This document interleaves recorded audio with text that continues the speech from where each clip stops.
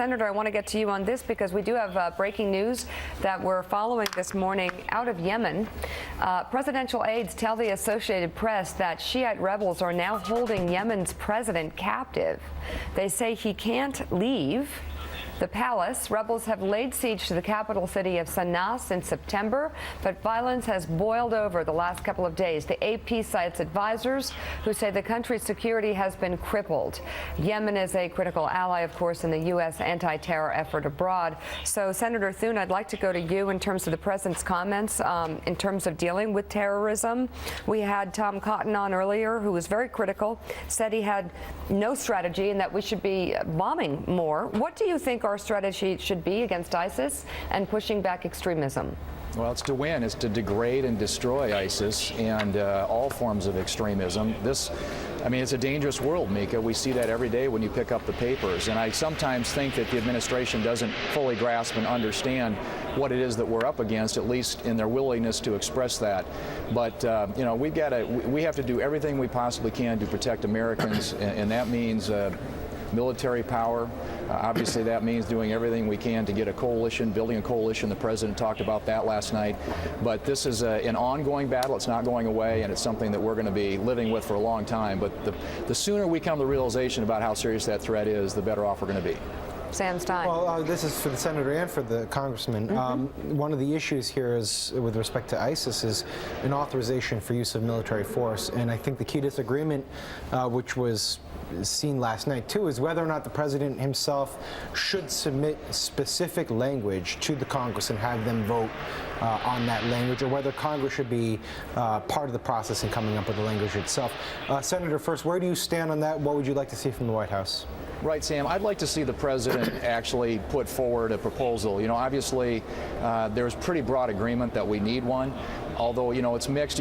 When he announced that last night on the floor, there's a little mixed applause. But I think everybody recognizes that we need a new authorization and that it should originate with the White House. And I think the president would find Republicans in Congress willing to work with him on that.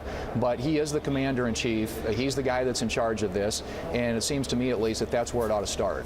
Is that where you come down on this one? No, I think that's about right. And I think that the debate in Congress will be about how broad or how narrow that authorization of military force is.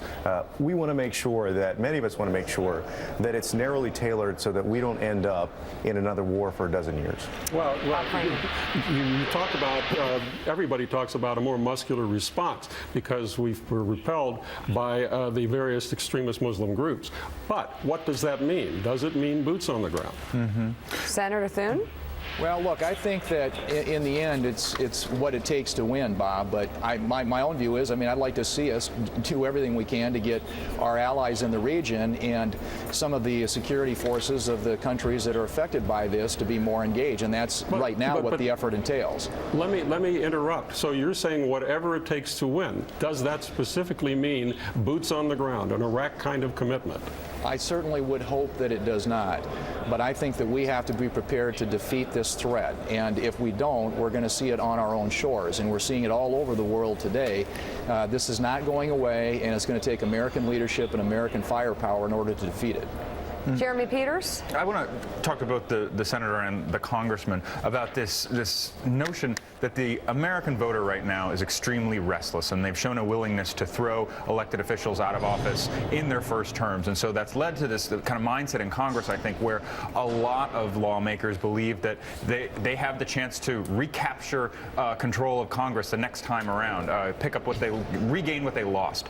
And I think that is contributing right now to a mindset of, let's think about 2016 in both parties. Do you think right now that there is actually the willingness to get things done, or are you just looking toward the next election and we're going to have another 2 years just like the last 4? Well, I guess Senator, I would say I hope we can be productive. And, the congressman, when you're in the minority, obviously you're looking to the next election because you want to get in the majority. But in the meantime, we have work to do for the American people. And, the president laid out was a very ambitious and very expensive agenda, I might add, last night. But there are some things in there that we can agree on. And we believe that we ought to be working on policies that will create jobs, grow the economy, strengthen the middle class, raise take-home pay. And there's a lot of room in a lot of things that we can do in the next 2 years. So hopefully we can put the politics aside, at least for a while, and focus on an agenda that's good for the American people. Congressman, do you concur, and were you surprised you didn't hear more about immigration last night?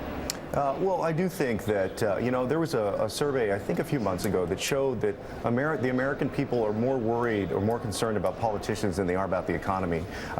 At some point, this anxiety is driven by the fighting and the gridlock and the shutdowns that have given the American people high blood pressure. And I think, that's where a lot of our issue is right now. I'm optimistic that Republicans and Democrats can work together. This, after all, is the Congress that the American people elected. This is the president that the American people reelected.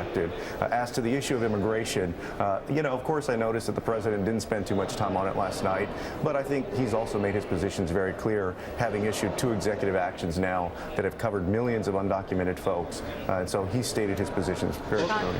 Well, Congressman, you say work together. Everybody says we can work together, but work together on what? What is it that you could possibly come up with a compromise, since you have such diametrically opposed views on how to do these things? That's a great question also. The first thing that I would go to is criminal justice reform. If you look at some of the efforts that Senators Cory Booker and Rand Paul have put forward, and also in light of recent events, that is the first subject matter that I would go to try to find common ground. But in any case, you're saying that there are ways to find common ground, even though the stated positions of the two sides are just poles apart. Yeah, because I think if the next few years work well or work at all, you will hopefully have a situation that is akin to what President Clinton had with the Republican Congress in the 1990s, where there were still deep disagreements, but there were some policy matters where they could come together. All right, Congressman Joaquin Castro and Senator John Thune, thank you so much. Thanks, Mika. Good to have you on the show.